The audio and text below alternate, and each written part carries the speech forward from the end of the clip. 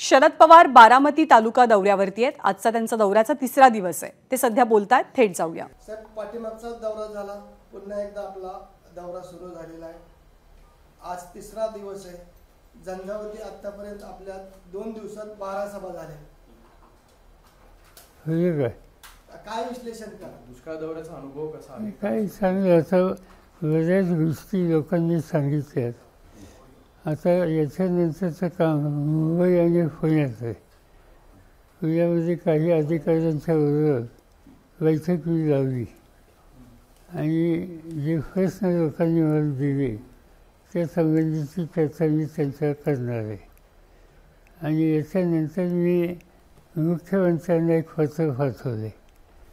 त्या पत्रामध्ये दानवे शिरसाई, पुरंदर लीफ योजना या 2 अत्यंत महत्त्वाच्या आणि दुष्काळी भागाला काही ना काहीतरी न्याय देणाऱ्या अशा योजना आहेत आणि त्याला मान्यता देऊन फार वर्ष झाली। त्यांची मान्यता दोन्हीची माझ्याच सहीने झाली, माझ्याच उपस्थिती झाली, त्यावेळी मी राज्यात होतो। पण त्याच्यामध्ये काही ठिकाणी दुरुस्तीची गरज आहे, काही ठिकाणी एक्सपान्शन करायची गरज आहे, काही ठिकाणी वीज भरण्याच्या संबंधीचे प्रश्न आहेत। याच्यात काही गोष्टी धोरणाच्या आहेत आणि धोरणाच्या ज्या गोष्टी आहेत त्याचा निकाल हा राज्य सरकारच्या पातळीवर होतो। आणि म्हणून मी मुख्यमंत्र्यांना पत्र पाठवले की या संबंधीची बैठक घ्या।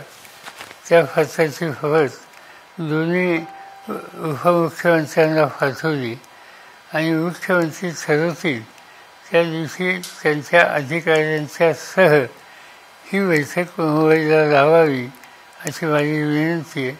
मी टेलिफोनवरही त्यांच्याशी बोलणार आहे आणि उद्या गेल्या त्या बैठकीच्या नंतर या दौऱ्यात जे काही माझ्या कानावर आलं, मग ते पुरंदरचं असेल, पुरंदर तालुक्याचे प्रश्न फार आहेत, इंदापूरचे आहेत, बारामतीचे आहेत, दौंडचे आहेत। या 4 भागाचे प्रामुख्यानं जे काही इश्यूज आहेत ते त्यांच्यासमोर मांडले जातील आणि त्यातनं काहीतरी अनुकूल निर्णय घ्यायचा प्रयत्न हा माझा आहे।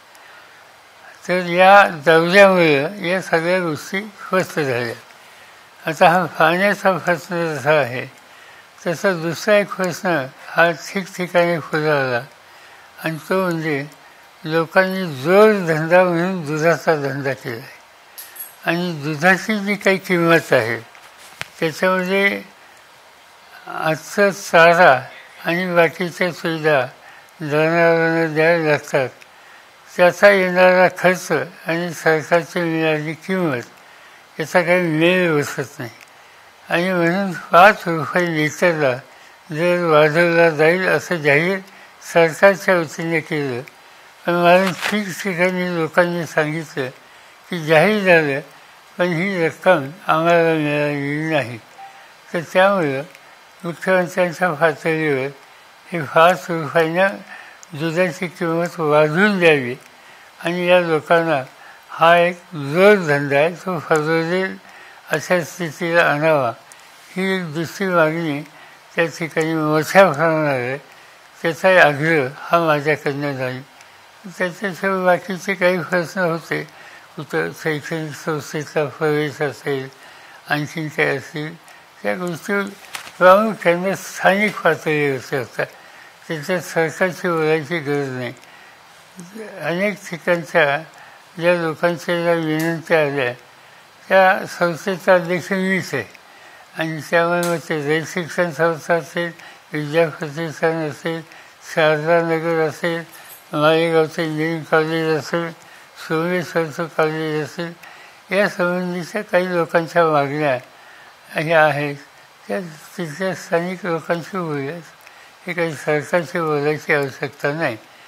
पण या सगळ्या दौऱ्यामध्ये म्हणजे पुरंदर असेल, बारामती असेल, त्याच्यानंतर भोर असेल, दौंड असेल, इंदापूर असेल, या निमित्तानं एक लोकांचे काही सुखदुःख आहेत ते जाणून घ्यायची संधी मिळाली। आता उद्याच्याला आजचा हा शेवटचा दिवस आणि हा संसार उद्याच्या अधिकाऱ्यांची आणि परवा दिवशी शक्यतो फारवा कन्फर्म नाही की म्हणजे मुख्यमंत्र्यांची बैठक ही झाली की मग मी महाराष्ट्राच्या इतर जिल्ह्यात जाणार.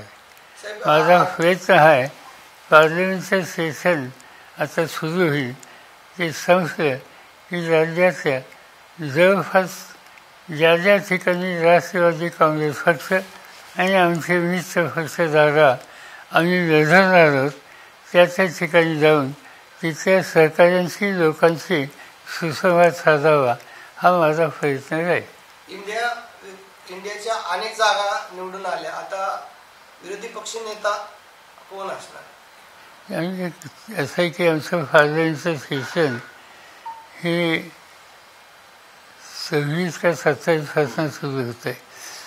तर त्यावेळेला आम्ही बसू, आम्ही काही ते चर्चा केलेली नाही. म्हणजे काही झालं तर लोकसभेचा प्रश्न असेल तर लोकसभेमध्ये ज्या जागा ज्यांच्या आहेत त्यांना हे पद द्यावं असे यापूर्वी आमची चर्चा झाली होती. आत्ता ज्या जागा काँग्रेसच्या आहेत आणि त्यामुळे काँग्रेस पक्ष ठरवेल की कुणाला करायचं आणि काँग्रेस पक्ष ठरवेल त्याला आम्हाला सगळ्यांची संमती त्यांना घ्यावी लागेल.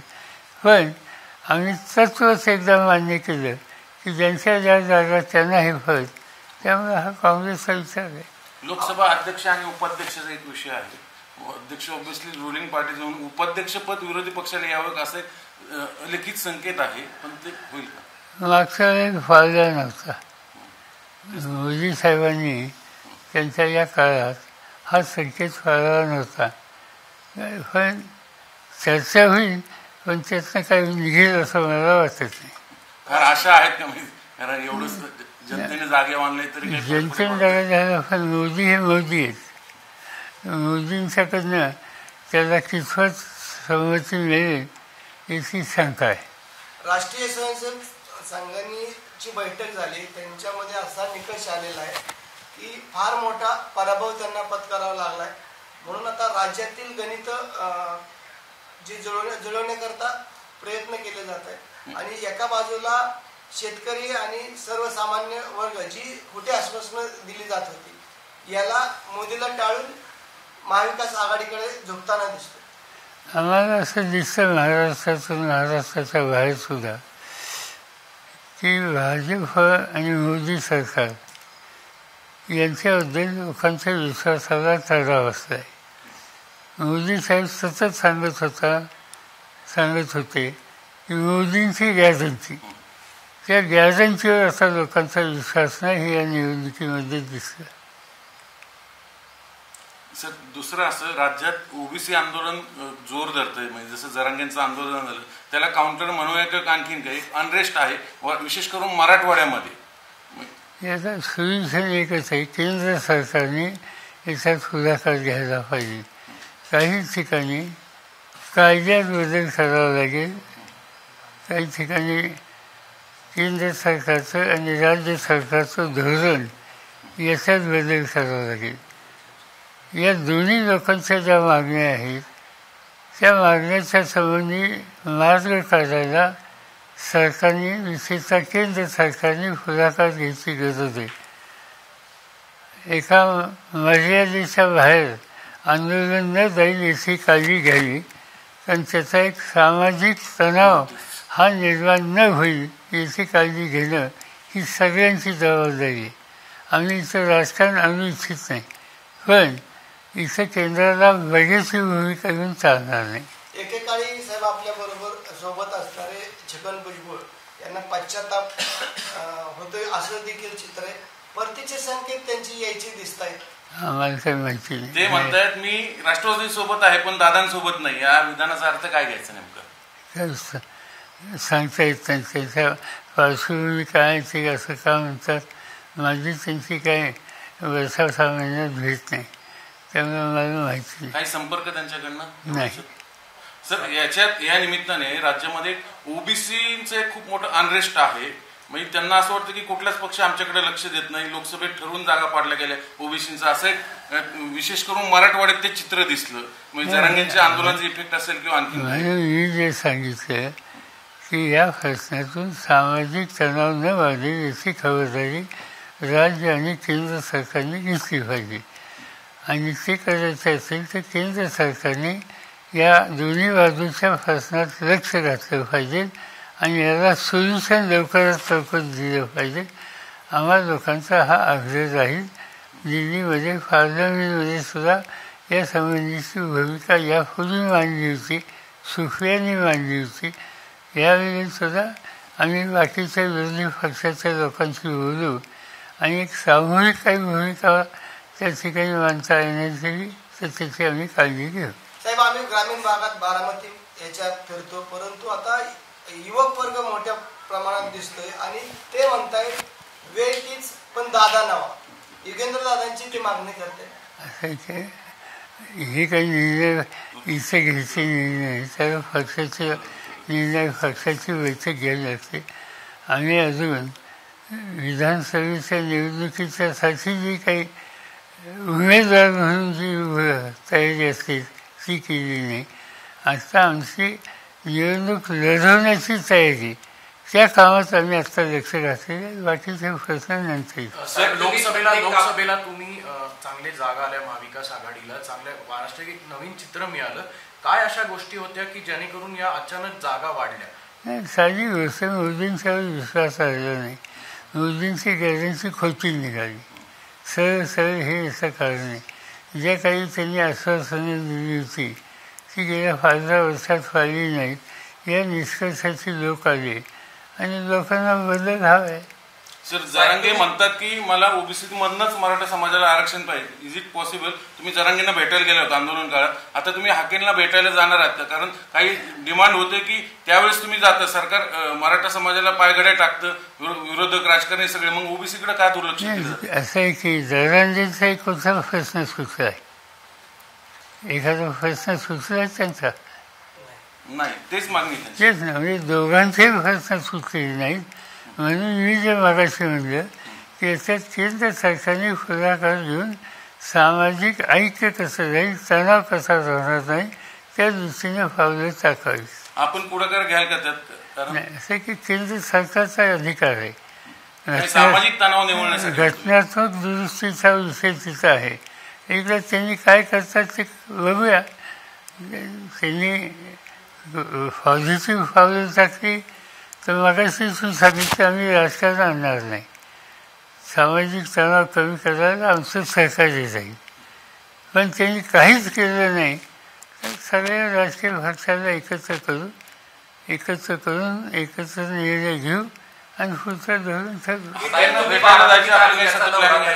आजचा तिसरा दिवस आहे बारामती तालुक्याच्या दौऱ्यात. ज्या ठिकाणी तुम्ही जाताय त्यावेळेस लोक तुम्हाला कामं सांगतायत. तुम्ही लोकांना असं सांगताय की 3 महिन्यात सरकारने नाही केलं तर आपलं सरकार येईल, त्यावेळेस आपण सरकार आणायचे. जर कसं काम कसं होत नाही तेच बघूयात. कसं चित्र बघता तुम्ही महाराष्ट्राच्या आगामी 3 महिन्यात? या निवडणुकीत काय दिसलं? महाराष्ट्रात 48 जागा होत्या लोकसभेच्या. 48मध्ये आम्ही 3 पक्ष एकत्र आलो. 48मध्ये आम्ही 31 जागा जिंकल्या. याचा अर्थ काय? याचा अर्थ लोकांचा चेंज यातनं स्पष्ट होतो. हे जे लोकसभेत जे दिसलं तशीच काळजी आम्ही घेतली तर पुढे येऊ शकेल. लोकसभेची निवडणूक झाली आणि आम्ही 30-31 जागा जिंकल्या.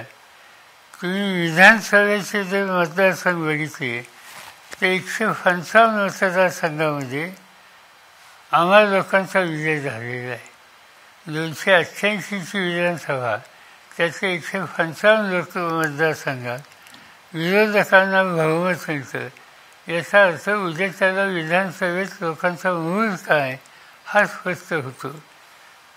त्या दृष्टीनं पावलं टाकणं आमची जबाबदारी. राज्यामध्ये हिट अँड रनच्या प्रकार वाढत चाललेले आहेत. पोलिसांचं त्याच्यावर लक्ष नाही असं दिसतंय आणि 3 दिवसाला हा प्रकार उघडकीस येतो. असं की सध्या 2 गोष्टी सारख्या दिसतात. एक व्यक्तिगत हल्ले आणि दुसरं ॲक्सिडेंट. या ॲक्सिडेंटची सुद्धा संख्या फार वाढलेली रोज बघायला मिळते. आणि याचा अर्थ राज्य सरकार कायदा आणि सुरक्षता राखण्याच्यासाठी आणि इतर जे ॲक्सिडेंट्स होतात त्या संदर्भातही जे एक नियंत्रण ट्रॅफिकवर स्पीडवर वगैरे हवं आहे त्या सगळ्या गोष्टीचं म्हणजे दुर्लक्षित केलेले, त्याची किंमत दुर्दैवाने द्यायला लागते. शक्तीपीठाला विरोध होता साहेब. शक्तीपीठ हायवेला जो प्रकल्प आहे त्याला प्रचंड कोल्हापुरात काल मोर्चा असं दिसतंय. मी काही त्याच्या खोलात गेले नाही, पण त्याला विरोध करणारे लोक आहेत ते उगीच विरोध करणार नाहीत. त्याला काही कारणं असतील त्याच्या खोलात जाऊन या रस्त्याचा आग्रह सरकारचा का आहे तो त्यांनी सगळ्यांना समजून सांगा. परीक्षांच्या गोंधळावर सुरू आहे नीट आणि युजीसी नेटचा गोंधळ आणि वाढवण मंदिराचा एक विषय. हाकेंना भेटायला जाणार सर आपण? हाके आंदोलनाला उपोषणाला बसले ते केंद्र सरकारने दोघांच्या लक्ष घालावं आणि सामाजिक तणाव हा कमी करण्याची काळजी घ्यावी. त्यासाठी केंद्रात आग्रह करणं आमची भूमिका. 152 दिवसात 143 शेतकऱ्यांनी आत्महत्या केलेल्या आहेत. तर आरक्षणाचा प्रश्न केंद्र सरकारला सोडवावा लागेल. केंद्र सरकार आरक्षणाच्या मुद्द्यावर बघ्याची भूमिका घेऊ शकत नाही. सामाजिक ऐक्य बिघडणार नाही याचीही काळजी घ्यावी असं आंदोलन प्रश्नी शरद पवारांनी म्हटलेलं आहे.